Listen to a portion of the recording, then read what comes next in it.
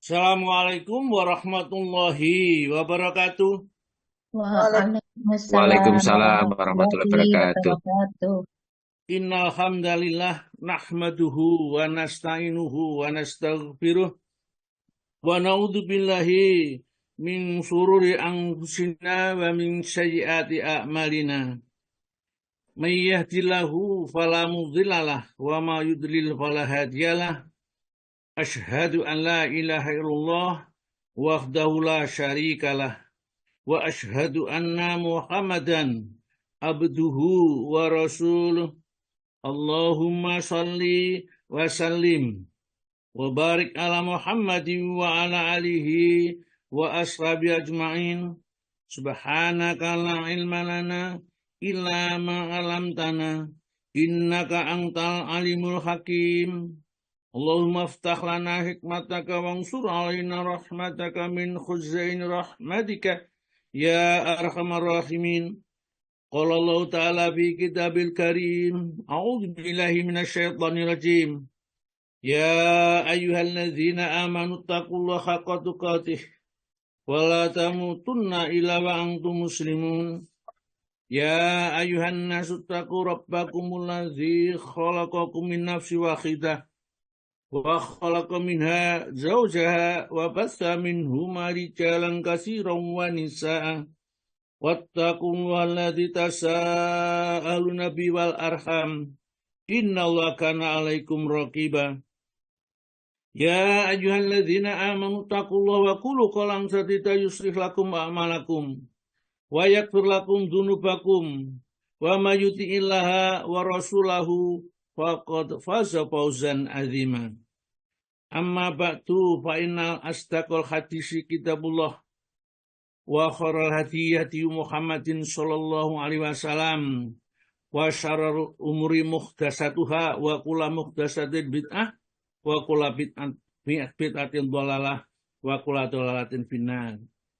Bapak dan Ibu sekalian, saudara-saudaraku kaum muslimin dan muslimat, dalam Jumat Asyifa ini yang dirahmati oleh Allah, alhamdulillah kita senantiasa menyambut karunia Allah, petunjuk hidayahnya ini dengan sikap, ya. Inilah bentuk syukur yang nanti ditanyakan oleh Allah di akhirat.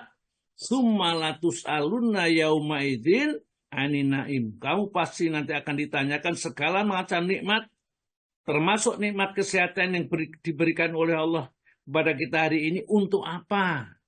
Ternyata kita gunakan untuk taklim gabung di dalam kajian online Asyifa. Yang ngaji kita itu nggak ada bosan-bosannya, kan memang macam-macam.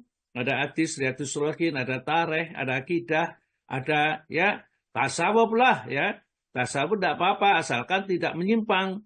Pokoknya kita itu pedomannya Al-Quran Sunnah. Jadi kita tidak menyimpang dari itu. Maka dari itu kita tidaklah ya memasukkan ser-seran yang kita kadang-kadang justru memicu kita bisa saling bertikai. Karena kalau perbedaan pendapat kita senantiasa menghargai yang lain. Nah, jamaah yang berbahagia, sebelum saya masuk kepada surat yang akan kita baca, yaitu surat Mujadalah ayat yang ke-1 sampai yang ke-4, itu adalah ceritanya orang yang seorang laki-laki yang sembrono terhadap seorang wanita yang sangat soleh sekali. Dia mengadukan kepada Allah masalahnya dan Allah dengarkan, ya.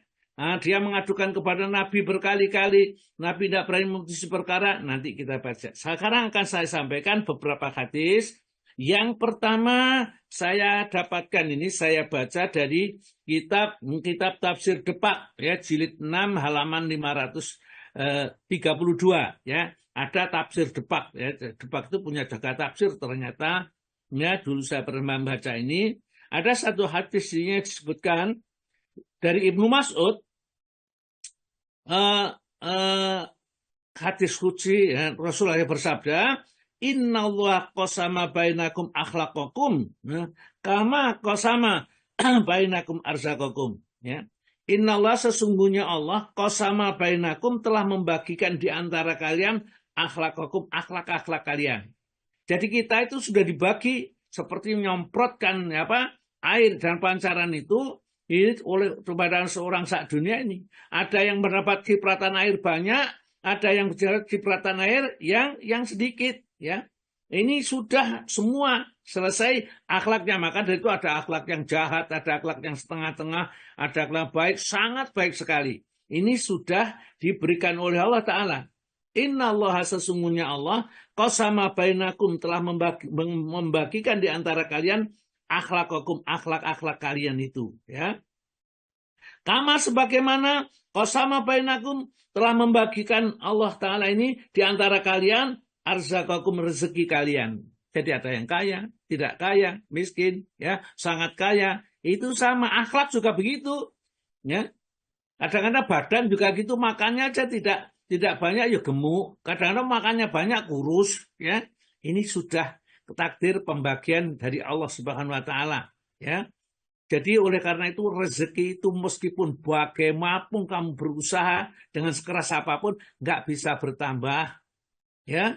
Males seperti apapun nggak bisa berkurang, ya, rezekinya. Tapi yang bisa bertambah apa? Yang bertambah adalah hartanya, kekayaannya. Itu bisa bertambah dengan rajin atau dengan bisa berkurang dengan malas-malas. Tapi kalau rezeki yang dijaminkan oleh Allah di Lauhil Mahfuz, di mahfuz sana yang diciptakan ini sudah selesai, ya, bagi Allah. Inna dzalika 'alallahi yasir, yang demikian itu bagi Allah sangat mudah, ya. Sebelum langit dan bumi diciptakan ini, rezeki kita berapa sudah, kita bagaimana sudah. Di dalam kodoknya Allah sudah. Nah, kodarnya ini, bentuk prakteknya ini tergantung magis kita diberi akal, diberi usaha, diberi ini, ya. Nah, ini nanti bentuk zahirnya memang bermacam-macam. Jadi saya ulangi lagi, sesungguhnya Allah telah membagi-bagikan, ya, akhlak, ya, di antara kamu sebagaimana Ia telah membagikan rezeki di antara kamu, ya. Jadi akhlak kita dibagi sudah. Ya, maka dia jangan kaget kalau ada orang akhlaknya sangat sangat bagus, sangat ini, kemudian ada juga nggak punya akhlak seakan-akan itu, ya. Tetapi itu bisa diusahakan, itu masih di ranah, bisa diusahakan di dalam lingkaran takdir, ya. Kalau rencana Allah kita tidak ada yang tahu, tetapi ya perlu dipahami di sini supaya kita tidak iri hati, ini karena apa? Diterangkan seperti itu, likaila taksau ala ma fatakum wala tafrahu bima atakum. Aku jelaskan seperti itu bahwa semua itu sudah selesai supaya jangan berbangga, ya, di antara kalian tentang kekayaannya, jangan menyesal, jangan sedih terhadap apa yang luput mereka capai. Saya teruskan hadisnya itu, ya. Innallaha qasama bainakum akhlaqakum kama qasama bainakum arzaqakum. Wa innallaha, dan sesungguhnya Allah yu'ti dunya, Allah memberikan dunia ini mayyuhibbu, kepada orang yang dicintainya, wa malayuhibbu, dengan orang yang tidak dicintainya. Sama. Ada yang orang kafir yang dibenci oleh Allah kaya, ada orang mukmin kaya, ya, ada orang kafir miskin, ada orang mukmin miskin, ada. Jadi masalah dunia ini kata Nabi kita, wa innallaha yu'ti dunya, dan sesungguhnya Allah memberikan dunia itu mayuhibbu wa malayuhibbu, kepada orang yang dicintai atau orang yang tidak dicintai diberikan sudah. Maka kita tidak perlu merasa kecil, merasa hina di hadapan orang-orang kaya, orang-orang jabatannya tinggi, kekuasaan, tidak usah. Ya, yang penting kita itu taat kepada Allah Ta'ala. Besok di hari kiamat kata Allah, khafidatur rafi'ah, Allah itu ada yang direndahkan nanti, ada yang diangkat derajatnya pada hari kiamat kelak. Ya, ini nanti tunggu saja, karena innama tuwafa ujurakum yaumal kiamah, sesungguhnya sempurnanya balasan kalian itu besok di hari kiamat. Ya. Sekarang belum berbuat baik, belum dibalas oleh Allah Ta'ala, masih ditangguhkan balasan yang sempurna besok di akhirat kelak ini, ya. Kemudian walayu'tid dina, dan Allah tidak akan memberikan pemahaman tentang agama yang mendalam ilaman ahabba, kecuali orang yang dicintainya saja. Jadi orang yang diberikan pemahaman agama, mau ngaji, mau ngerti, mau baca Al-Quran, dan itu tandanya yang dicintai oleh Allah. Kalau yang dicintai oleh Allah nggak mungkin orang yang dicintai oleh Allah dilempar ke dalam neraka. Ya, nggak mungkin orang yang mempunyai pemahaman yang baik dan benar kemudian diamalkan ini dilemparkan ke neraka, tidak mungkin. Tapi orang kaya mungkin, ya, karena orang kafir kaya ada, orang mukmin kaya juga ada, mukmin taat ada, mukmin yang kurang taat juga ada, yang sangat taat juga ada, ya. Faman atahullahu dinan, ya, barang siapa yang diberikan oleh Allah, ya, pemahaman agama yang benar, yang sungguh-sungguh dan mau mengamalkan, faqad ahabbahu, sungguh ia telah dicintai olehnya, oleh Allah Subhanahu wa taala. Waladzi nafsi Muhammad biyadihi, dan demi jiwa Muhammad yang berada di genggamannya, ya, la yuslimul abdu hatta yuslimul, ya, qalbu. Tidaklah muslim, tidaklah, ya, demi jiwa Muhammad yang berada di tangannya, tidaklah Islam seseorang hamba sehingga, ya, ia telah Islam pula batin dan lidahnya. Jadi karena kata Nabi kita, ya, demi Allah nggak akan Islam, belum Islam, ya, belum Islam seorang hamba itu sebelum Islam pula lisan dan batinnya, ya, lisan pada batin dan lidahnya juga membuat ucapan yang benar, ya. Tidak beriman dia kecuali, ya, tetangganya merasa aman dari kejahatannya. Jadi yang kedua Rasulullah juga mengatakan, ya, tidak beriman, ya, sebelum tetangganya itu aman dari gangguannya, ya, dari kejahatan gangguannya. Sahabat bertanya, apakah yang disebut kejahatan atau gangguan itu, ya Rasulullah? Rasulullah menjawab, ya, yakni penipuan dan kezaliman. Jadi kalau kita punya tetangga masih dolim, masih nipu, masih menyulitkan kita, orang itu belum beriman.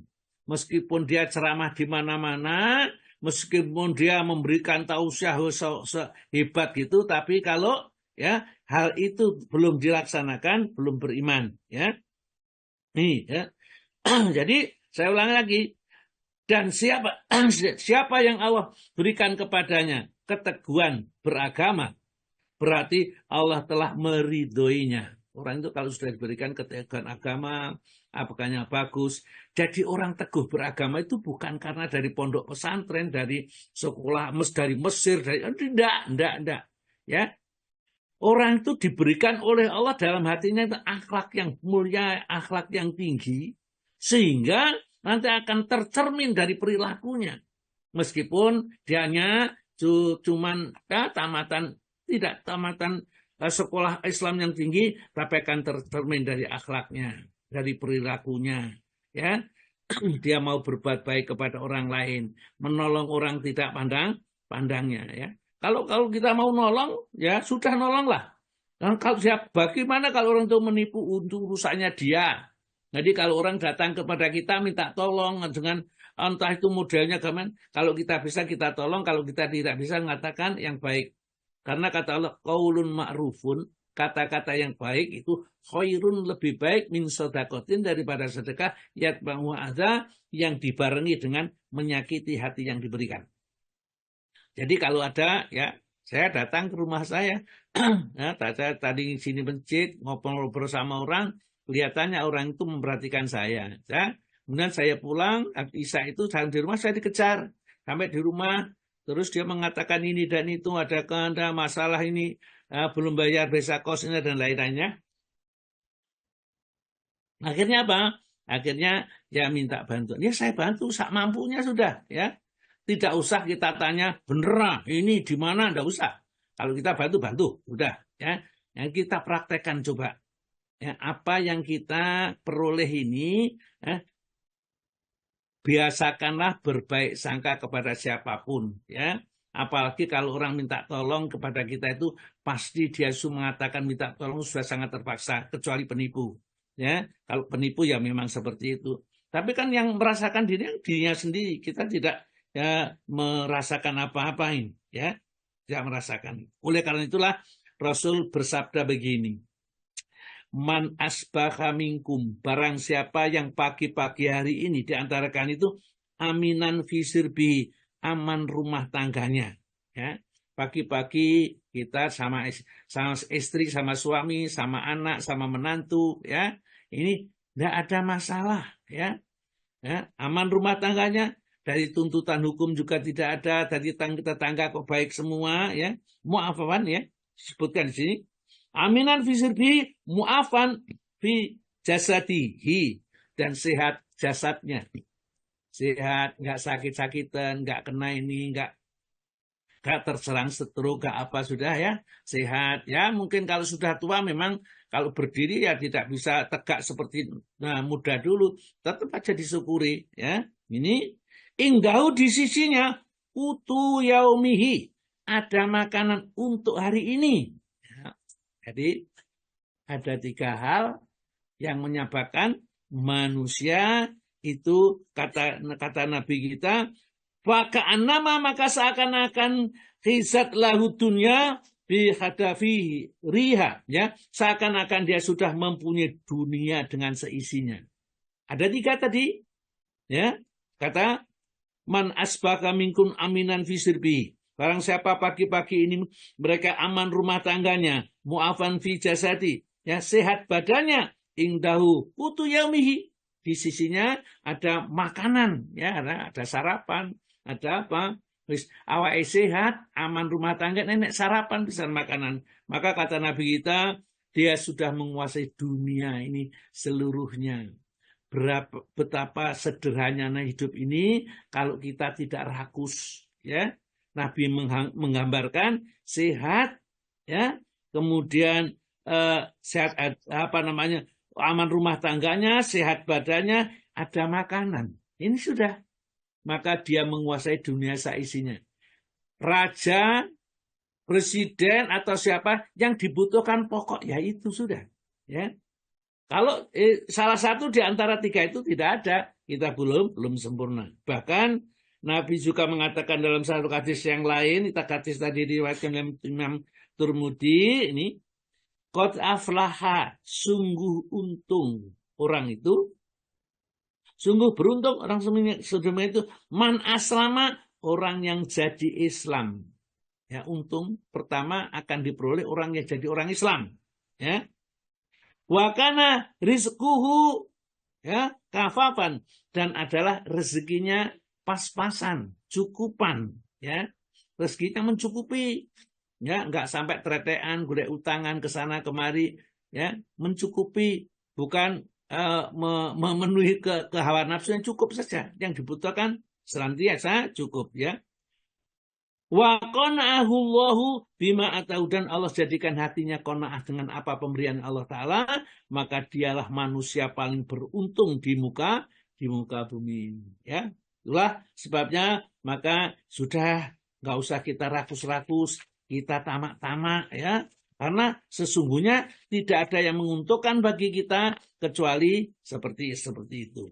Dan nanti kita akan bicarakan tentang sholat, karena sholat itu juga menyebabkan ketenangan batin, ketentraman jiwa, kedamaian di dalam dirinya, serta membentuk rumah tangga yang diinginkan, ya, oleh setiap manusia. Baiklah, saya kira untuk pembukaan sampai di sini, kemudian kita lanjut membaca ayat Al-Quran.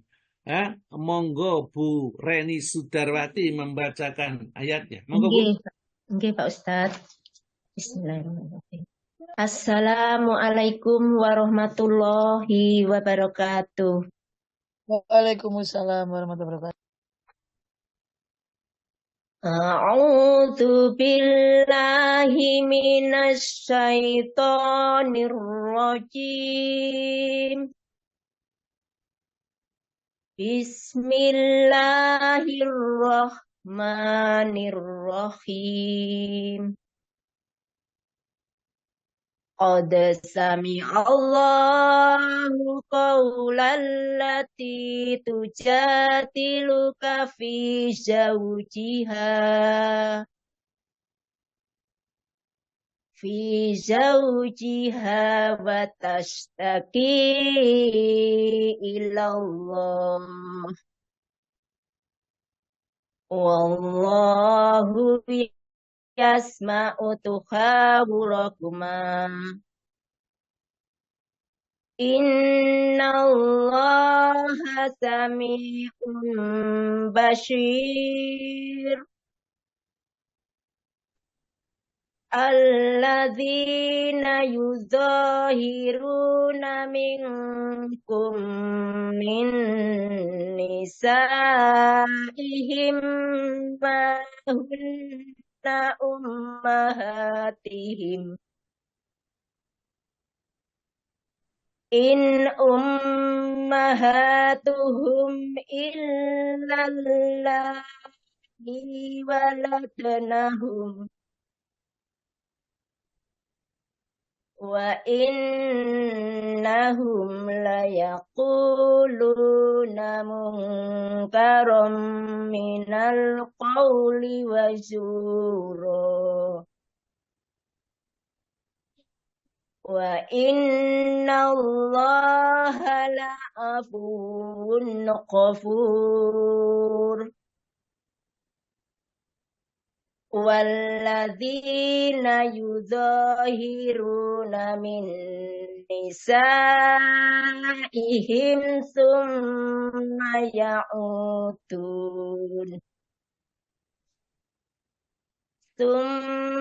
ya'utuna lima qalu fatahriru raqabatin min qabli ayyatamas zalikum tu'adzuna bih. Wallahu bima ta'maluna khabir. Faman lam yajid fasyiyamu syahraini mutatabi'aini min qabli ayyatamassa.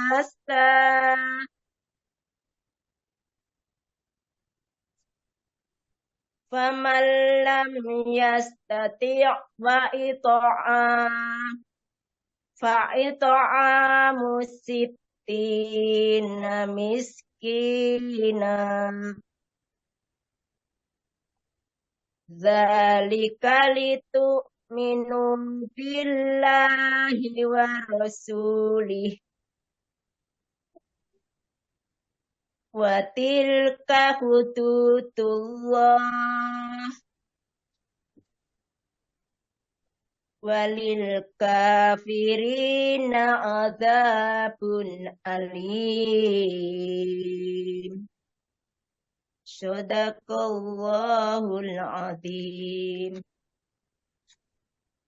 Yang artinya, aku berlindung kepada Allah dari godaan setan yang terkutuk.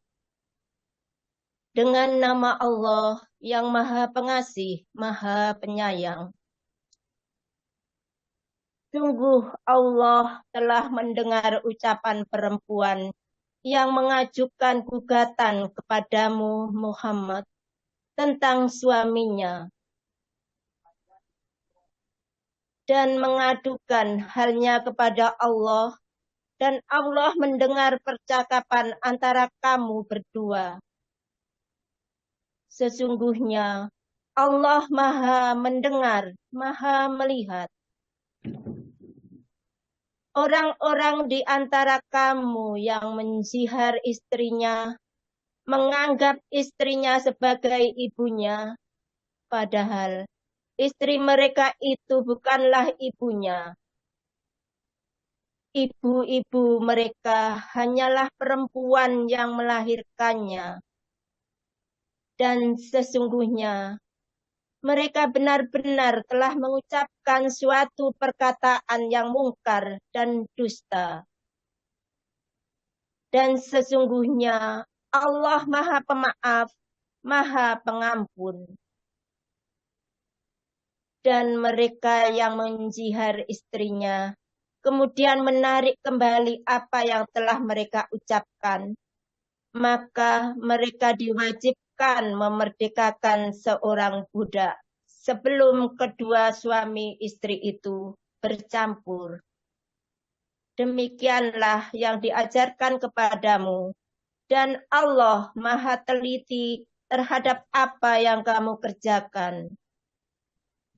Maka barang siapa tidak dapat memerdekakan hamba sahaya, maka dia wajib berpuasa 2 bulan berturut-turut sebelum keduanya bercampur.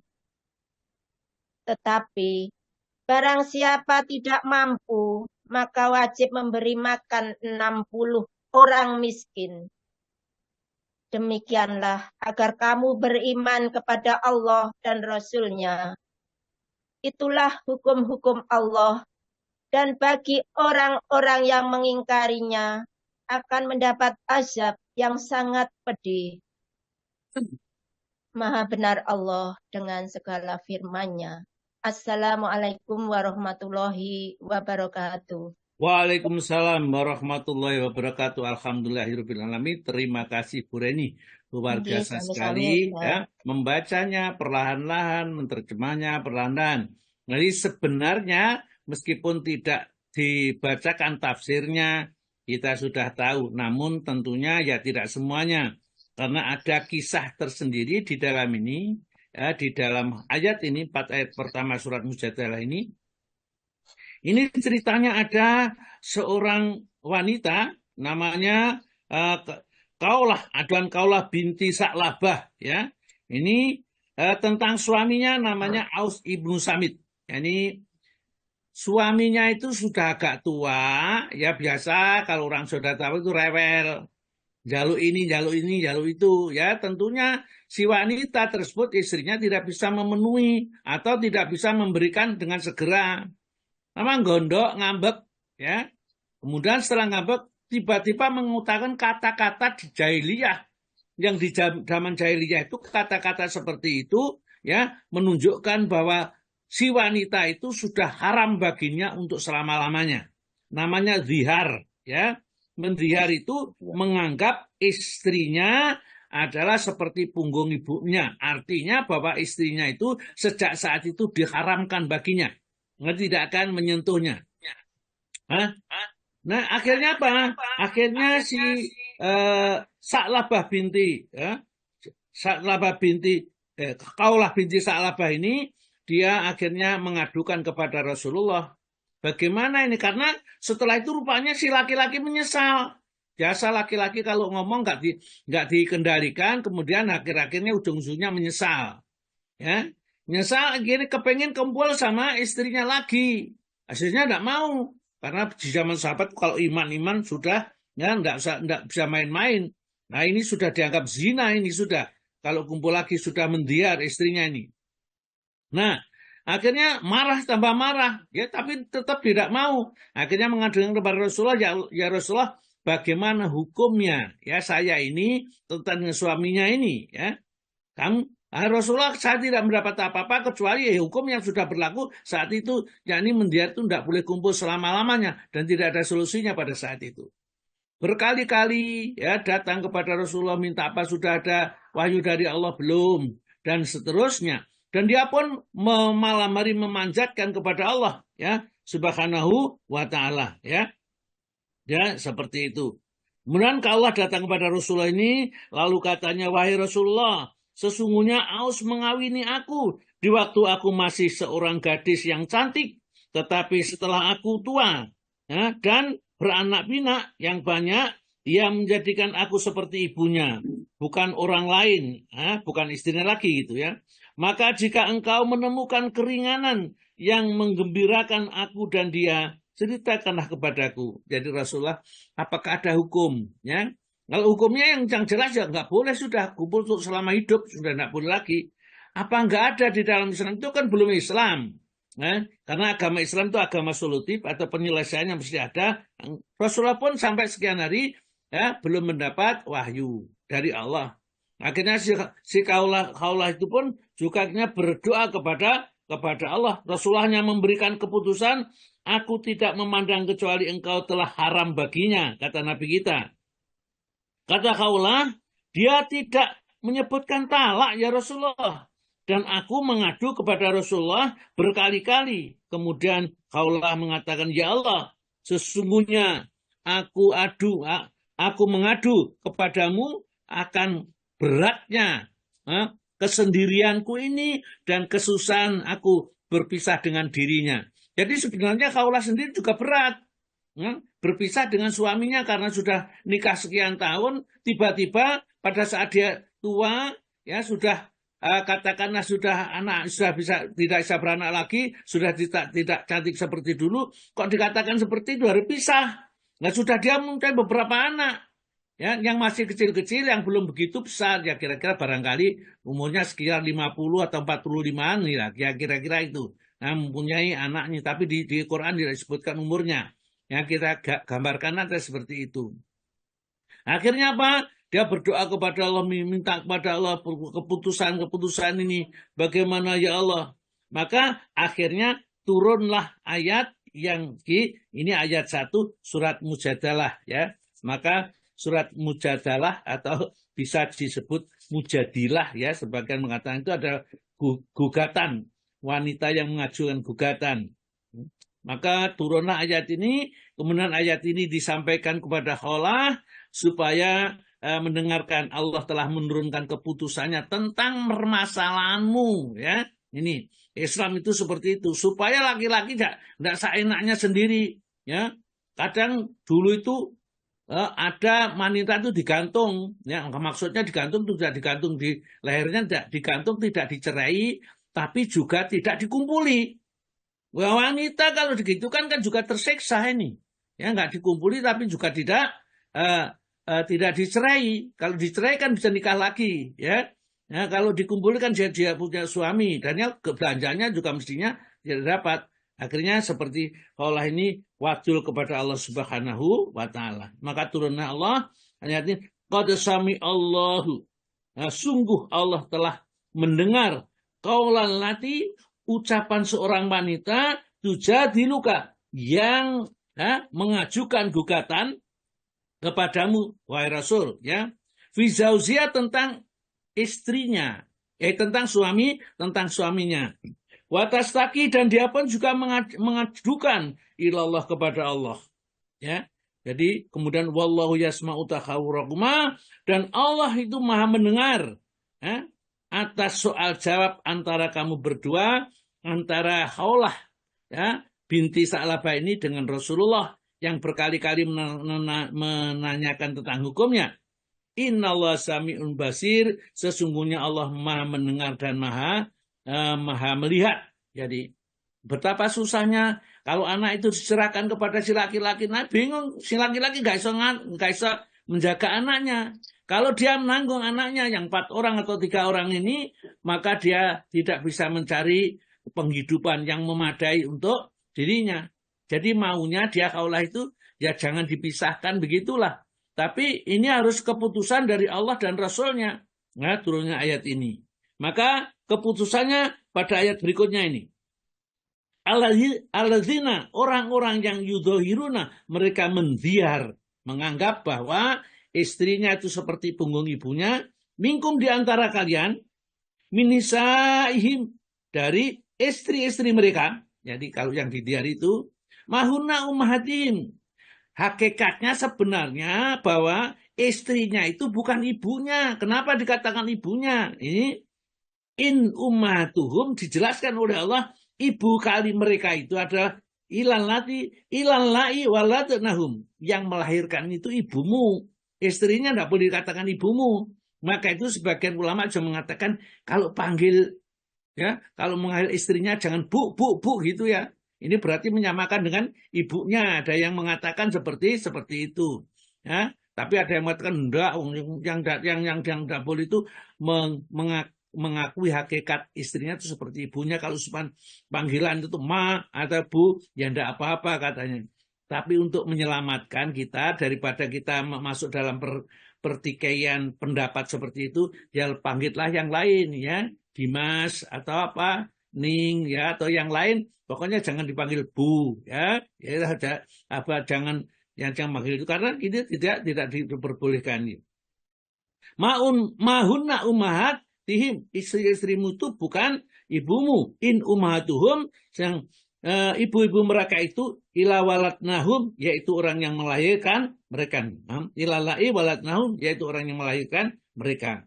Wa innahum, dan sesungguhnya mereka yang mengatakan istrinya itu, ya, seperti punggung ibuku atau diserukan dengan ibunya, layakuluna mungkar, sungguh yang mengatakan kata-kata yang mungkar, kata-kata yang dimurkai oleh Allah Ta'ala. Akal sehat itu tidak membenarkan kata-kata itu. Jadi itu dimurkai sama Allah.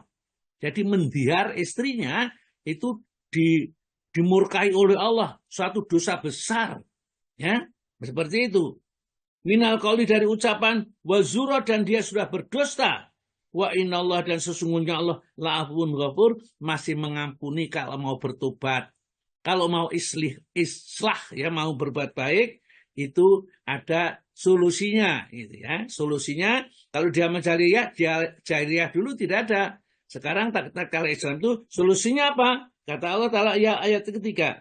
Walazina yudhahiruna min nisa'ihim. Orang-orang yang mendihar istri-istri mereka itu, sumanya uduna lima qalu, kemudian akan mencabut kata-kata yang pernah diucapkan itu karena menyesal.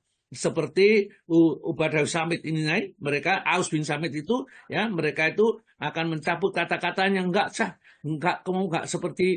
seperti ibuku, tapi tidak begitu aja mudah. Ini makanya hati-hati kalau ucapan ini. Meskipun ucapan, maka ulama mengatakan mengucapkan selamat hari Natal aja tidak boleh, karena dampak dari ucapan itu seperti ini. Ini cuma mengatakan engkau seperti punggung ibumu loh, ya. Ini berdampak istrinya menjadi tidak halal, menjadi haram. Kalau sampai berhubungan zina berarti hukumnya, ya seperti itu. Waladzina yudharuna min nisa'ihim. Orang-orang yang mendihar istri-istri mereka itu, summa ya'uduna lima qalu, kemudian ia mencabut ucapan-ucapan yang telah diucapkan, artinya tidak jadi mendihar gitu ya. Maka fatahriru raqabatin, maka hendaklah ia memerdekakan seorang budak min qabli ayatamassa, sebelum mereka bercampur antara suami istri. Boleh bercampur lagi, tapi syaratnya harus memperdekakan seorang budak sebagai kafaroh. Nah, seperti kalau kita kumpul suami istri di siang hari bulan Ramadan, itu juga harus memperdekakan seorang budak, ya. Ini puasa 2 bulan berturut-turut, ini ternyata sama, hampir sama ini, ya. Ini sebutkan ini. Zalikum, yang demikian itulah tu'adzu Nabi, Allah memberi nasihat kepadamu bagi mereka yang mendiar ini.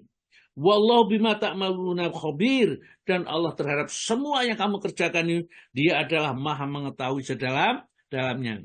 Jadi kalau mencabut kata-katanya, tidak boleh langsung hanya saya cabut begitu saja seperti talak. Kalau talak itu, kalau kita cabut talaknya itu ya sudah ya, saya cabut talaknya, saya akan rujuk kembali, tidak usah bayar apa-apa. Ya, sebelum keluar masa idahnya. Kalau masa idahnya sudah habis, nikah lagi. Kalau belum habis ya, cuman ya kita disaksikan saksi bahwa kita itu rujuk kembali. Bahkan ada beberapa mazhab yang mengatakan kalau kita kumpul dan sudah dua-duanya menyetujui, itu sudah dianggap sudah rujuk, ya. Sudah rujuk, ini berarti talak 1. Kalau ini enggak boleh, ya. Ya. Harus memerdekakan seorang budak dulu. Kalau sudah seorang budak, baik laki-laki maupun perempuan, baru boleh campur. Awas, ya. Allah Maha mengetahui dan Dia Maha teliti terhadap apa semua yang kamu kerjakan ini. Jangan coba-coba menipu Allah.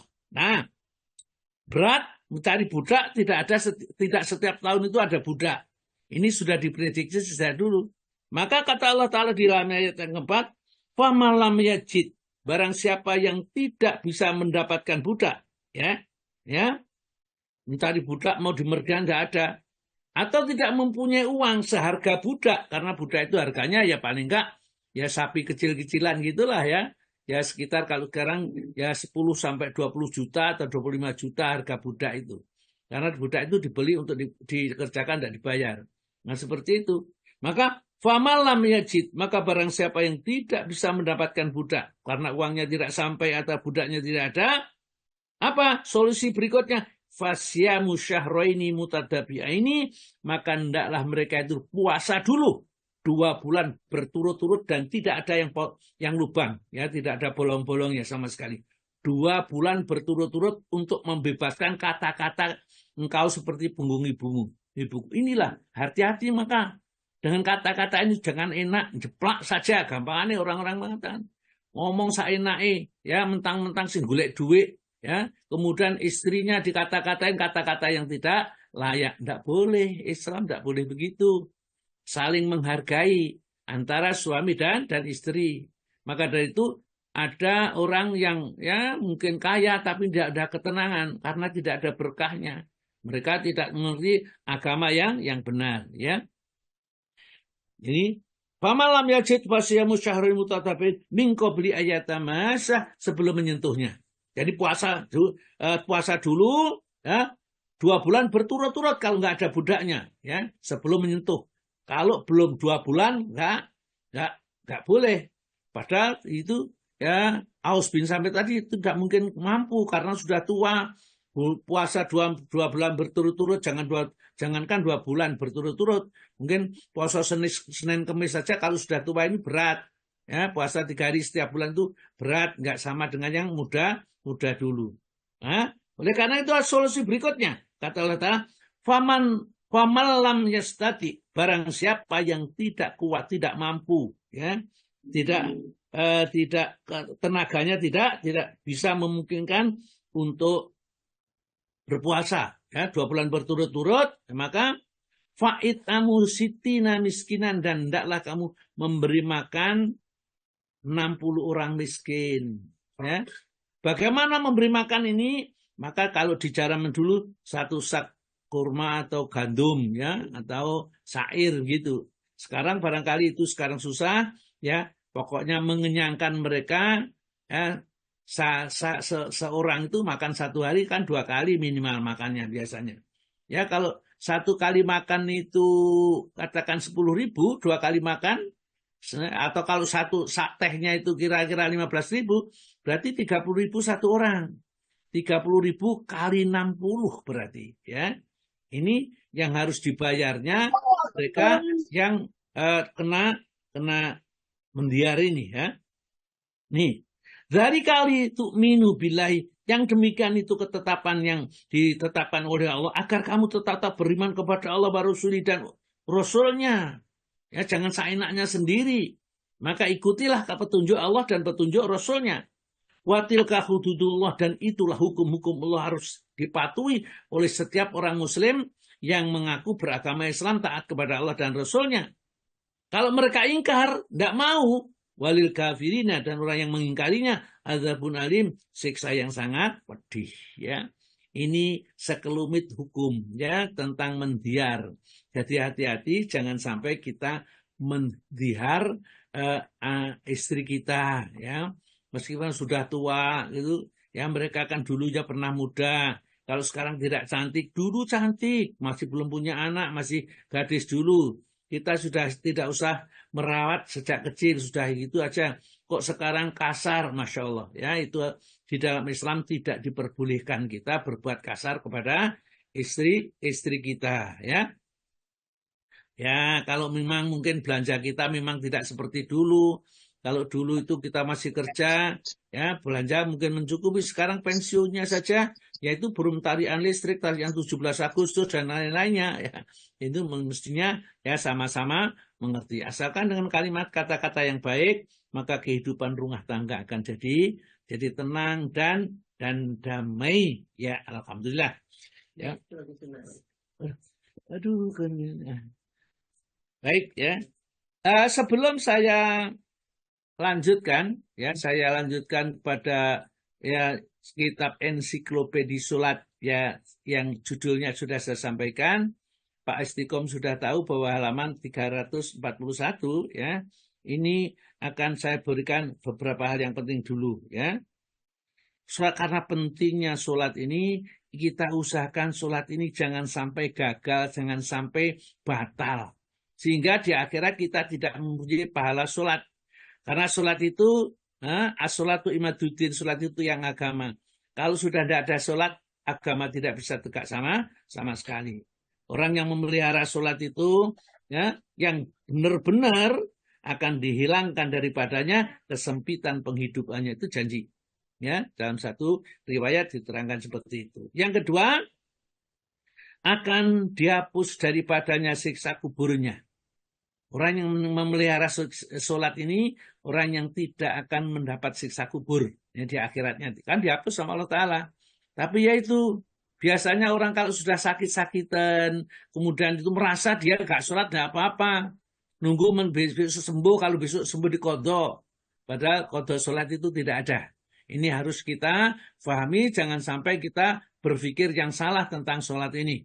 Ya, ini jadi tidak bisa dikodok. Yang ketiga adalah akan menerima kitab catatan amalnya dari sebelah kanan. Jadi orang tadi yang tidak disiksa di kuburnya itu sudah jelas, ya mereka akan masuk surga. Ya, karena di sana hanya dapat surga, ada surga dan neraka. Dan surga itu diawali dari siksa kubur, meskipun sebentar. Ya. Kemudian nerakanya sebentar. Kalau dia siksa kuburnya sampai hari kiamat, ya nanti dia disiksanya selama-lamanya. Ya. Kemudian, tatkala pembagian kitab amal catatan yang di padang mahsyar, mereka akan menerima dari sebelah kanannya, yang berarti dia termasuk orang yang selamat. Yang keempat, orang yang menjaga sholat itu nanti akan lewat sirat dengan kecepatan kilat. Ya. Jadi sholatnya itu ternyata fungsinya sangat banyak sekali, mulai ya, masuk kubur, kemudian sampai masuk surga. Yang kelima, masuk surga dengan selamat, tidak tersentuh peletikan api neraka meskipun sedikit. Ya, ini. Sedangkan yang meninggalkan sholat, hilang berkah umurnya. Umurnya panjang, tapi nggak ada berkahnya. Maksiatnya jalan terus. Ya. Kemudian tidak bisa berbuat baik dengan harta dan masa umurnya itu. Ya. Yang kedua, hilang tanda soleh di wajahnya. Orang-orang sholat itu diberikan cahaya di wajahnya.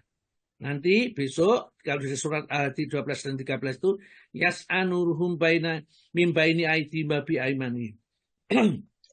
Jadi besok kalau berjalan menuju surga, bersama-sama dengan orang munafik ini, orang mukmin itu mempunyai cahaya di depan dan sebelah kanannya. Orang-orang munafik mengikuti saja supaya mendapat cahayanya, tapi hanya pada satu tempat tertentu. Setelah itu, wamtazul ayyuhal mujrimun. Maka berpisahlah dia di tempat ini, wahai orang yang durhaka kepada Allah. Maka pasang pintu. Nah, di dalam pintu itu, di dalamnya rahmat, ya, dapat kenikmatan. Di luarnya adalah azab nanti, ya, seperti itu. Yang ketiga, orang yang meninggalkan sholat, ya, yang mengabaikan sholat itu tidak diberi pahala amal-amalnya. Jadi amal apapun tidak bisa diberi pahala. Nah ini yang susah ini, mati dalam keadaan tidak sholat, tapi kalau matinya sudah bertobat kepada Allah, dosanya dihapuskan, amalnya tetap dicatat. Jadi tidak dibalahi amal-amalnya. Ya, yang keempat, tidak diangkat doanya. Jadi orang yang tidak sholat itu doanya tidak dikabulkan oleh Allah Ta'ala. Loh itu orang-orang Yahudi, orang Nasrani itu tambah kaya-kaya kan, ya, berdoa kepada Tuhannya padahal Tuhannya salah. Kenapa bisa diberi?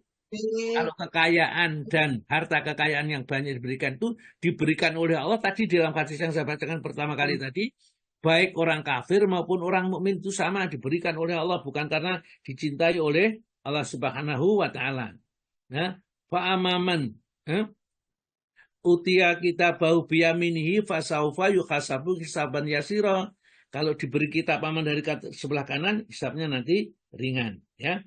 Yang kelima, tidak memperoleh doa dari orang-orang yang soleh. Dan misalnya kita berdoa, Allahumma gfir lil muslimin wal muslimat wal mu'minin wal mu'minat. Ya. Atau Rabbana gfir lana wal ikhwanina alladzina sabaquna bil iman wala taj'al fi qulubina illadzina amanu Rabbana innaka ra'ufur rahim. Orangnya enggak salat enggak dapat ini.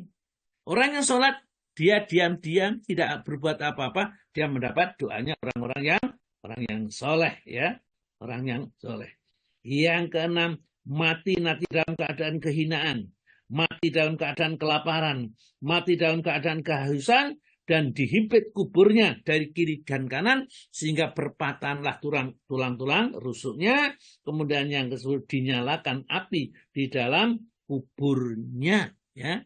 Kuburnya itu menyala nanti. Ya, mudah-mudahan kita selamat dari itu semuanya. Baik, mari kita masuk kepada materi kita, yaitu sholat, ya. Monggo Pak Istiqom dimulai aja. Oke, baik. Matur nuwun. Pembahasan ke-19 dari buku Ensiklopedia Salat menurut Al-Quran As-Sunnah dari penerbit Pustaka Imam Syafi'i, halaman 341, bab tentang rukun, kewajiban, dan sunnah salat. Pertama, beberapa rukun salat. Perbuatan dan ucapan dalam salat terbagi menjadi 3 bagian. Pertama, rukun, yaitu sesuatu yang tidak dapat ditinggalkan baik karena faktor ketidaktahuan, ketidaksengajaan maupun kelalaian. Kedua, kewajiban, yaitu sesuatu yang dapat membatalkan sholat jika dikerjakan secara sengaja dan tidak membatalkannya jika dilakukan karena ketidaktahuan dan kelalaian. Namun, harus dibayar dengan melakukan sujud sahwi. Ketiga, sunnah-sunnah sholat, yaitu apa yang tidak membatalkan sholat, baik dilakukan secara sengaja maupun karena lalai. Ya, jadi sholat itu mempunyai 3 pilar ini, ya. Perbuatan dan ucapan di dalam sholat menjadi 3. Satu yang namanya rukun, yang kedua yang namanya kewajiban, yang ketiga yang namanya sunnah. Kalau rukun tidak boleh ditinggalkan, tidak boleh lupa, ya. Kalau ketinggalan atau lupa, baik mengerti maupun tidak mengerti, sholatnya batal. Tidak sah sholatnya dan tidak dinilai sebagai amal sholat. Nah, ini perlu kita harus tahu. Kalau kita nggak tahu, ya, meskipun kita melakukan selama ini nggak tahu kita, ya, tiba-tiba kita ditinggalkan 1 kali meninggalkan sholat saja, maka namanya sudah ditulis di depan pintu neraka ini, atau di pintu neraka, bahwa dia nanti akan masuk ke dalamnya entah berapa, tergantung kepada kebijaksanaan Allah Ta'ala. Yang kedua, kewajiban. Kewajiban ini ada juga sebagian yang menganggap ini sunnah mu'akadah. Jadi karena kalau kita baca buku yang banyak, itu kita akan mengerti. Ya. Kewajiban yang disebutkan di dalam kitab Ensiklopedia Salat itu, kewajiban ini adalah sunnah mu'akadah. Ya, sedangkan sunnah itu adalah sunnah yang bukan mu'akadah. Sunnah mu'akadah ini sebaiknya kita kerjakan, tidak boleh ditinggalkan dengan sengaja. Ya, ulama menyebutkan kalau sengaja ditinggalkan berarti menyelisih sholatnya Rasul, sholatnya dianggap batal. Ya, soalnya tidak sah kalau sengaja. Tetapi kalau ditinggalnya karena tidak tahu atau karena tidak sengaja, maka tetap sah sholatnya, umpamanya saja sujud, namun diganti sujud sahwi, umpamanya saja tasahud awal, ya, setelah 2 rakaat tasahud, lupa nggak tasahud awal, maka kita ganti dengan sujud sahwi nantinya, ya, setelah selesai sholat. Boleh setelah salam atau sebelum salam, nanti saya akan bicarakan khusus pernik di dalam sujud sahwi. Nah, ini kalau sunnah yang bukan mu'akadah itu dikerjakan, ya, dapat pahala. Kalau tidak dikerjakan rugi sajalah, ya. Sering mengangkat tangan, ya, Allahu Akbar, ya, kemudian menaruh di dada, ya, atau di atas dada ini, di dada seperti ini, namanya sunnah. Ya, kalau tidak dikerjakan tidak batal sholatnya, tetapi menyelisih sunnah itu tidak bagus. Terus menurut Menurut bahasa etimologi, rukun berarti sisi sesuatu yang paling kuat, yang sesuatu tidak akan dapat berdiri dengan sempurna melainkan dengannya, disebut arkanus sholah, karena kesamaannya dengan arkanul bait, tiang-tiang rumah, yang sebuah rumah tidak akan dapat berdiri tegak tanpanya. Sedangkan menurut istilah terminologi, rukun berarti substansi sesuatu dan komponen yang darinya sesuatu itu tersusun, sekaligus merupakan salah satu bagian darinya, yang sesuatu itu tidak akan pernah ada melainkan dengannya. Ya, jadi rukun ya, misalnya rukun Islam itu ada 5, ya. Tapi ada rukun pokok yang sama sekali tidak boleh tidak ada, harus ada.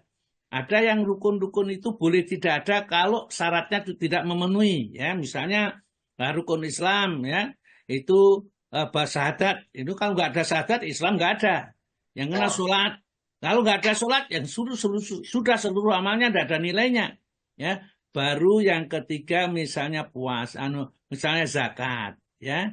Zakat itu bagi mereka yang mampu. Kalau nggak mampu tambah dizakati. Kemudian puasa Ramadan bagi mereka yang sehat dan mereka tidak sedang berpergian, maka dia wajib sholat. Kalau tidak dipenuhi syaratnya itu, maka tidak usah puasa. Jadi rukun-rukun yang lain itu masih ada persyaratan. Haji demikian juga syaratnya harus mampu. Jadi rukun itu yang sang benar memang ditegakkan seluruhnya. Namun ada beberapa yang dia boleh dianulir kalau kita tidak mampu. Ya, rukun sholat itu ada 14, semoga Pak. Rukun sholat itu ada 14, yaitu 1. Berdiri jika mampu.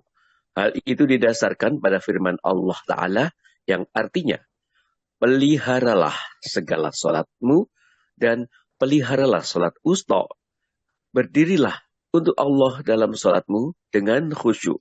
Quran Surat Al-Baqarah ayat 238. Iya. Juga didasarkan pada hadis Imran bin Husain radhiyallahu anhu. Dia bercerita, aku mempunyai penyakit bawasir dan aku bertanya kepada Nabi SAW tentang sholat. Maka beliau bersabda, artinya, sholatlah dengan berdiri. Jika kamu tidak bisa, sholatlah dengan duduk. Dan jika tidak sanggup juga, sholatlah dengan berbaring. Juga didasarkan pada hadis Malik bin Al-Khawarij radhiyallahu anhu dari Nabi SAW, sholatlah kalian seperti kalian melihat aku sholat. Sholatlah kalian melihatku mengerjakan sholat. Iya. Jadi sholat yang pertama adalah rukunnya berdiri jika mampu. Kalau berdiri tidak mampu, silakan sholat sambil duduk. Ya, ini sholat fardu.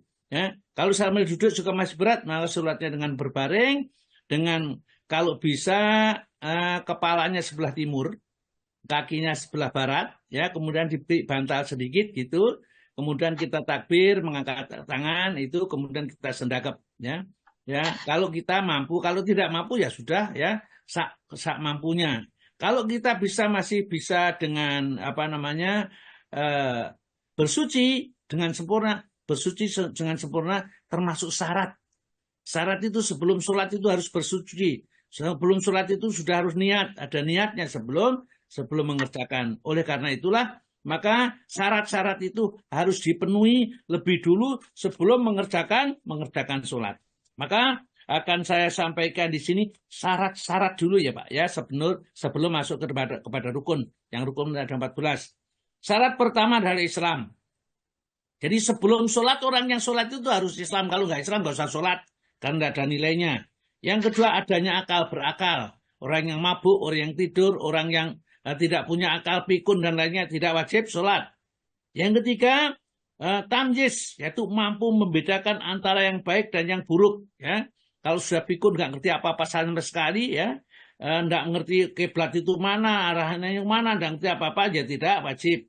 Yang keempat, tidak berhadas, baik hadas besar maupun hadas kecil. Ya, kentut misalnya hadas kecil, kencing misalnya hadas besar, ya, junub misalnya atau haid atau nipas, ya, itu harus bersih. Yang kelima, ya, harus menghilangkan najis yang ada di badannya, yang ada di pakaiannya, ada tempat sholatnya. Itu syarat. Jadi itu sebelum mengerjakan sholat. Ya. Kemudian yang menutup aurat. Jadi sebelum sholat itu harus auratnya tertutup. Ya, dulu. Ya. Kemudian yang ketujuh, ya, tiba waktu sholat. Jadi sebelum tiba waktu sholat, kita tidak boleh mengerjakan sholat. Karena sholat yang dikerjakan bukan waktunya tidak sah.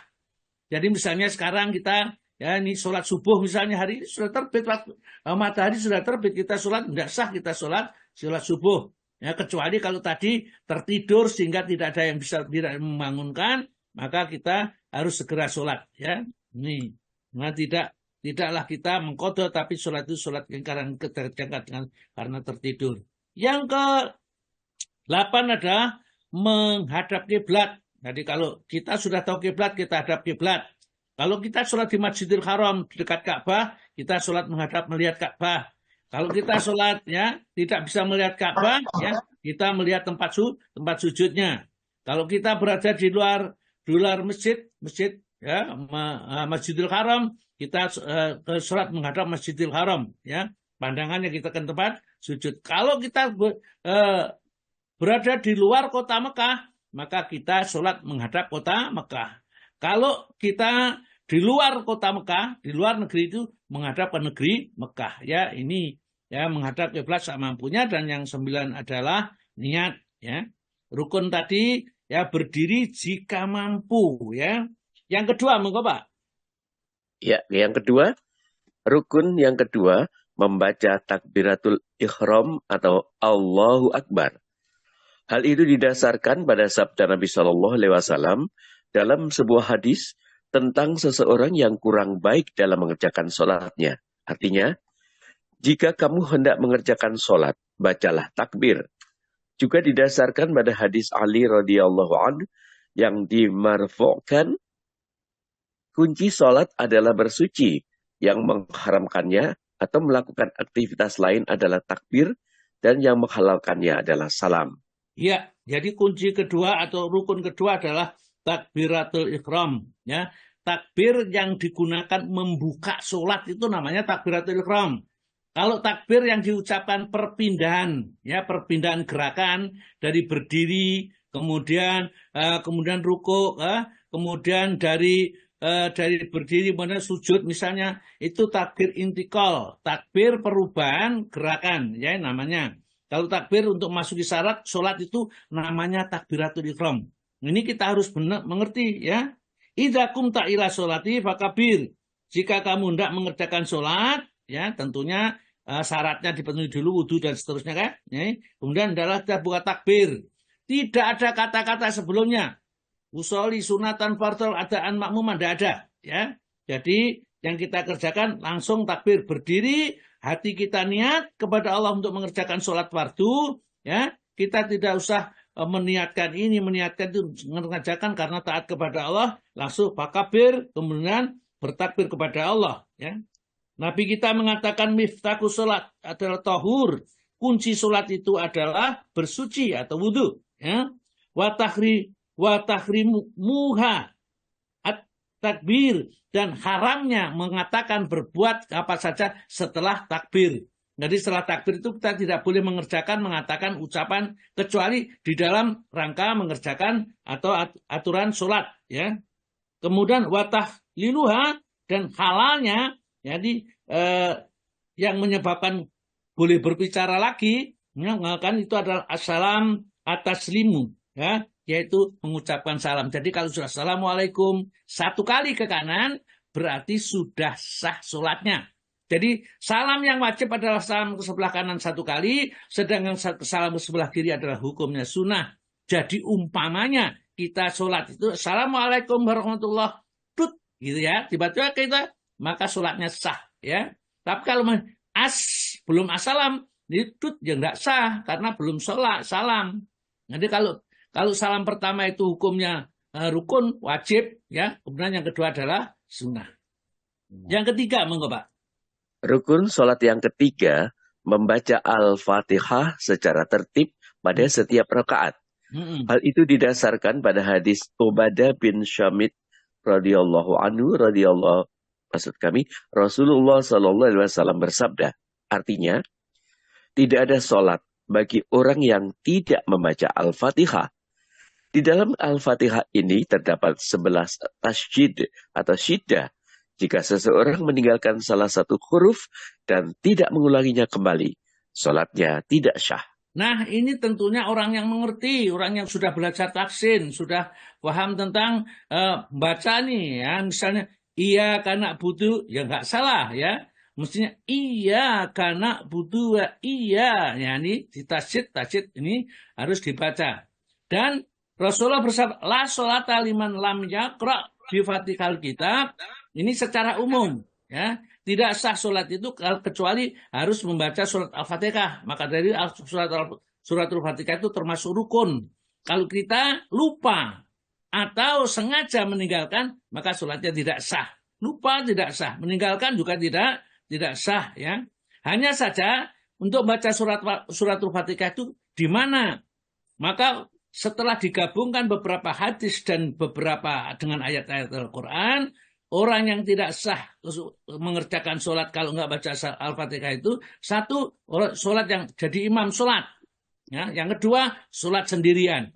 Sedangkan kalau jadi makmum, maka tatkala imam membaca, kita cukup diam, ya, tidak mengucapkan kata-kata apa-apa, baik Fatihah maupun yang lain. Itulah pendapat yang dirajihkan oleh sebagian ulama. Tapi kalau kita mau membaca juga tidak ada larangan membaca. Hanya saja kalau membaca, imam membaca, kita nggak mengerti yang dibaca imam. Apalagi kalau imam salah, kita tidak tahu. Dan misalnya imam membaca Qul ya ayyuhal kafirun, bulet saja nggak bisa, lakum dinukumnya nggak ketemu, padahal kita sibuk membaca Al-Fatihah sendiri, ya. Maka sholat seperti itu jangan membingungkan nanti, ya. Sebaiknya kita dengarkan saja, nanti kalau imamnya salah kita bisa membenarkan atau membetulkan. Yang keempat, monggo Pak. Rukun sholat yang keempat, ruku. Hal itu didasarkan pada firman Allah Ta'ala yang artinya, hai orang-orang yang beriman, rukuklah dan sujudlah kalian. Quran Surat Al-Hajj ayat 77. Juga didasarkan pada hadis Abu Hurairah radhiyallahu anhu, di dalam hadis yang membahas tentang seseorang yang kurang bagus dalam mengerjakan sholatnya, yang di dalamnya disebutkan, yang artinya, kemudian rukuklah hingga engkau benar-benar tumak nina dalam ruku. Ya, ya. Jadi yang kedua, yang keempat di sini adalah rukuk. Sholat nggak rukuk nggak sah, ya. Langsung sujud gitu nggak sah, ya. Harus rukuk, dan setelah rukuk juga harus iktidal, ya. Karena ini rukun, ya. Dasarnya ayat Quran surat Al-Hajj ayat 77, ya ayyuhalladzina amanu, wahai orang yang beriman, irka'u, rukuklah, wasjudu, dan sujudlah. Dari rukuk dan sujud itu karena disebutkan dalam Al-Quran, maka hukumnya jadi rukun. Sebenarnya rukun, wajib, sunnah muakkadah itu yang membuat adalah ulama-ulama fikih, ya. Jadi Allah Ta'ala dan Rasulullah itu tidak pernah menyebutkan. Hanya saja apa yang dikerjakan Rasulullah kita kerjakan, yang tidak dikerjakan kita tinggalkan, gitu di saat Rasulullah masih hidup. Karena sekarang Rasulullah tidak ada sudah, kita nggak ngerti, nggak bisa tanya. Maka para ulama itu memisahkan atau memberikan mana yang ini yang rukun, mana ini yang wajib, mana ini yang sunnah, ya. Akhirnya supaya apa? Yang rukun tidak boleh ditinggalkan, yang wajib tidak boleh sengaja ditinggalkan, yang sunnah boleh ditinggalkan, ya. Seperti itu. Jadi tatkala Rasulullah melihat orang yang sholat, tepat sekali sholatnya, setelah selesai sholat menghadap Nabi, suruh mengulangi sholat lagi. Sholat lagi kamu belum sholat. Sholat lagi, cepat sholatnya. Kemudian setelah selesai sholat, datang kepada Nabi, ulangi kamu belum sholat. Sampai 3 kali seperti itu. Setelah itu, maka dia akan mengatakan orang Batu itu, demi Allah saya tidak bisa sholat lebih dari itu ya Rasulullah. Ajari kami tentang sholat, ya. Maka kalau kamu sholat, berdirilah, ya. Kemudian bertakbirlah. Setelah itu bacalah Quran yang semampumu. Kemudian rukuklah. Sumarka'u, ya, rukuknya. Kata tatma'inna rokian, sehingga kamu tumak ninah dalam keadaan rukuk itu. Jadi rukuk tidak boleh rukuk langsung diangkat, gitu tidak. Rukuk, kemudian sudah lurus, ini baru sami Allahu liman hamidah, diangkat, Rabbana walakal hamd, ya, seperti itu. Atau ada bacaan-bacaan nanti kita sampaikan berikutnya. Yang kelima, monggo Pak. Rukun salat yang kelima, bangkit dari ruku dan berdiri dengan i'tidal atau tegak. Hal itu didasarkan pada sabda Nabi SAW di dalam hadis tentang orang yang kurang baik di dalam mengerjakan sholatnya. Yang artinya, kemudian bangkitlah hingga engkau benar-benar berdiri dengan i'tidal atau tegak. Ya. Jadi orang yang sholatnya salah itu yang saya ceritakan tadi, orang datang kepada Nabi, sholat kemudian suruh mengulangi sampai 3 kali, kemudian dikasih tahu, ya, kemudian setelah ruku angkatlah. sumarfa, kemudian angkatlah kata takdil ya sampai betul-betul tidak condong ke depan, tidak condong ke belakang. Takdil ini ya. Qaiman dalam keadaan berdiri itu namanya iktidal. Jadi lurus berdiri ke atas. Yang ke-6 sujud, monggo Pak. Ya, sujud. Yang ke-6 sujud di atas 7 anggota badan. Hal itu didasarkan pada firman Allah Ta'ala yang artinya, hai orang-orang yang beriman, rukuklah dan sujudlah kalian. Quran Surat Al-Hajj ayat 77. Selain itu juga didasarkan pada hadis Abu Hurairah radhiyallahu anhu dalam hadis tentang orang yang kurang baik mengerjakan sholatnya, yang artinya, kemudian sujudlah hingga engkau benar-benar tuma'nina dalam sujud. Demikian juga dengan hadis Ibnu Abbas radhiyallahu anhuma, dia bercerita bahwa Nabi SAW bersabda, artinya, aku diperintahkan untuk sujud di atas 7 tulang, di atas dahi, dan beliau mengisyaratkan tangan ke hidung, 2 tangan, 2 lutut, dan jari-jari kedua kaki. Iya, jadi sujud itu adalah juga termasuk rukun. Jadi kalau sholat nggak sujud nggak sah. Jadi sujud itu nempel dulu, Allahu Akbar, nempel seluruhnya. Pertama hidungnya, keningnya sampai hidungnya itu nempel, ya. Kemudian tangan kiri dan tangan kanan itu nempel, kemudian lurus menghadap kiblat ini. Ini menghadap kiblat, ini nempel, ya, kening dengan hidung. Kemudian lututnya itu juga nempel. Kemudian yang terakhir adalah kedua tumitnya ini nyatu, ya. Ujung jari kakinya ini ditekuk gitu ya di hadapan kiblat. Setelah selesai semua, baru kita membaca Subhan Rabbiyal A'la, Subhan Rabbiyal A'la, Subhan Rabbiyal A'la. Jadi itu maknanya sebentar. Ini penting, jangan kesusu-susu. Ya, kita tidak sedang mau mengejar siapa, tidak ada. Kita sholat tumakninah. Kalau sholat yang kesusu-susu itu ya seperti mematuk ya jagung, mematuk jagung, itu sholat yang dilaknat. Jangan sampai sholat kita dilaknat. Maka itu penting kita mengerti hukum-hukum di dalam sholat ini. Supaya apa? Kita mengerjakannya juga benar. Kita kadang-kadang merasa benar, tapi ternyata tidak benar. Ya. Umirtu, aku diperintahkan an asjuda, untuk sujud ala sab'ati a'dun, ya, atas 7 tulang. Jadi tadi sudah disebutkan, ya, ini dengan hidung, itu hidungnya harus nempel tempat sujud. Jangan jendit gitu ya, nempel tempat sujud, tangannya keduanya lurus menghadap kiblat ini juga, kemudian kedua lututnya, kedua ujung jari kakinya, dan tumitnya menempel ya. Ini kemudian baru membaca doanya. Yang ke-7. Ya, ke-7, bangkit dari sujud. Hal itu didasarkan pada sabda Nabi SAW, yaitu yang artinya, kemudian bangkitlah hingga engkau benar-benar tuma'nina dalam duduk. Ya, jadi duduk dulu, jangan kesusu baca Subhan Rabbik firili Rabbi, jangan gitu. Kemudian duduk dulu ya. Ya, setelah duduk ya, tumakninah, ya, kira-kira minimal bacaan 1 kali tasbih, baru kita membaca bacaan itu ya. Dan 8. Ke-8, duduk di antara 2 sujud. Hal itu didasarkan pada sabda Nabi SAW yang artinya, hingga engkau benar-benar tumaknina dalam duduk. Jadi duduk antara 2 sujud, kemudian duduk antara 2 sujud, karena akan sujud lagi. Sujud, kemudian mau bangkit, duduk istirahat, kemudian kita bangkit. Nah, namun duduk istirahat itu tidak termasuk rukun, termasuk sunnah. Yang ke-9. 9, tumaknina dalam mengerjakan semua rukun sholat. Sebab Nabi SAW ketika mengajari orang yang kurang baik dalam mengerjakan sholatnya, mengatakan kepadanya pada setiap rukun. Artinya, hingga engkau benar-benar tumaknina hatta tatma'in. Tumaknina berarti diam atau tenang selama membaca zikir yang wajib dibaca. Jika tidak diam atau tidak tenang, berarti belum tumaknina. Ya, jadi tumaknina itu termasuk rukun.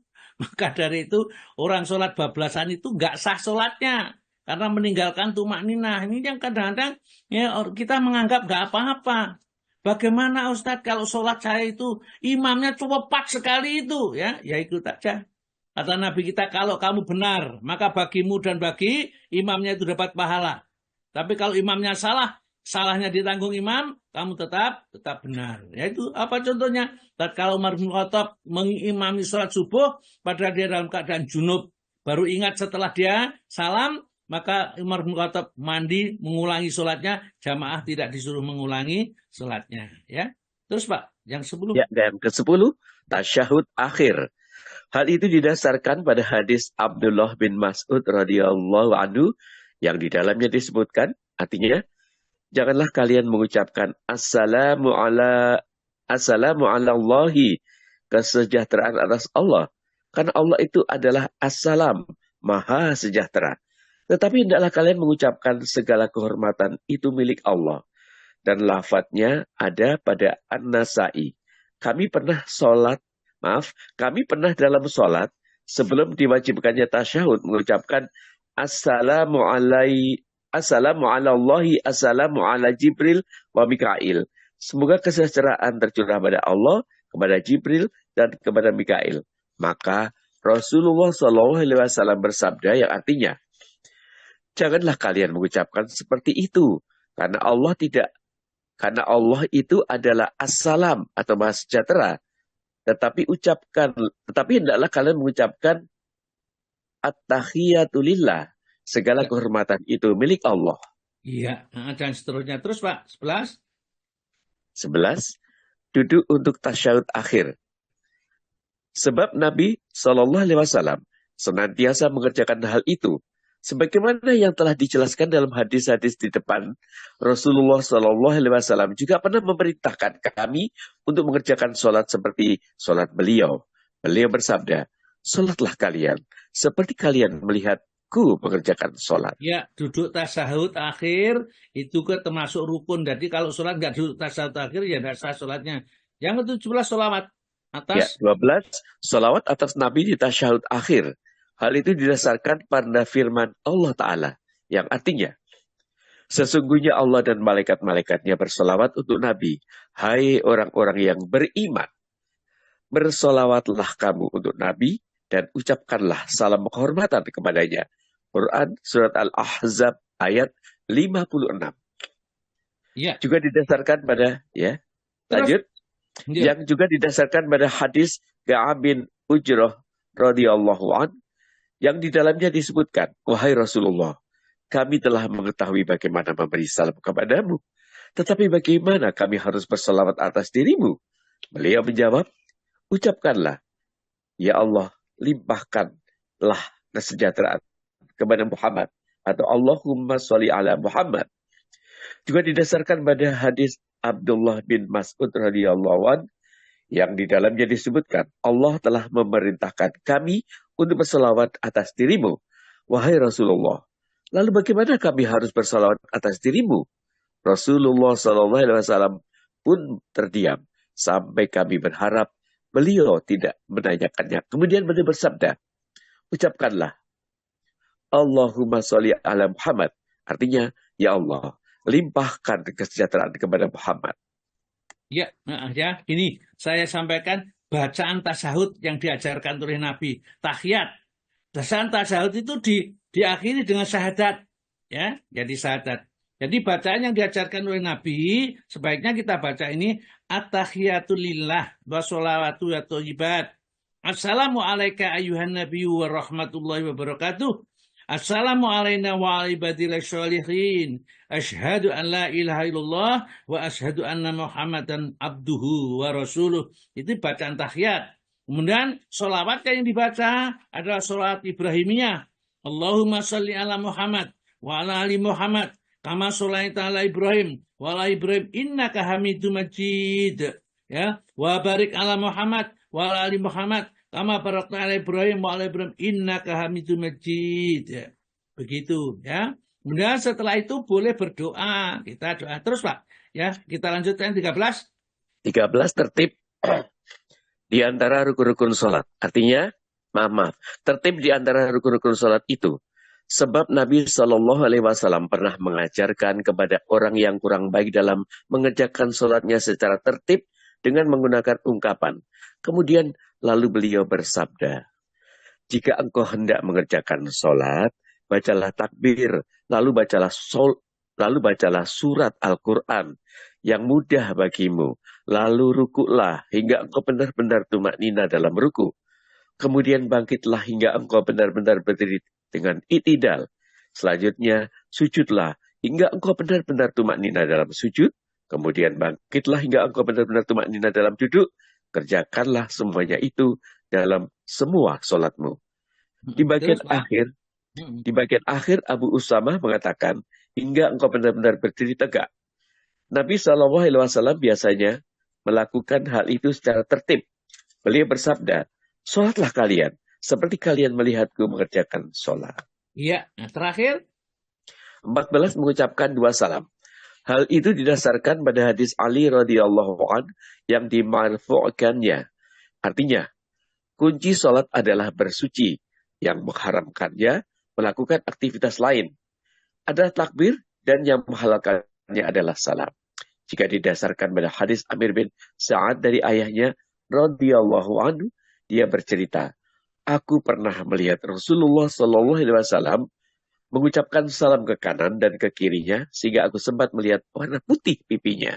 Ya, di sini tidak disebutkan bahwa yang wajib ke sebelah kanan, yang sebelah kiri adalah sunnah. Namun ada di dalam kitab yang lain. Oleh karena itulah saya sebutkan tadi ya di dalam kitab pedoman sholat ya yang bukan ensiklopedia pedoman sholat atau Shahih Fikih Sunnah itu disebutkan salam yang kedua itu adalah hukumnya sunnah ya seperti baiklah. Sampai di sini barangkali nanti pertanyaannya setelah duduk aja karena ngepras waktunya sudah jam 7 ya Pak ya.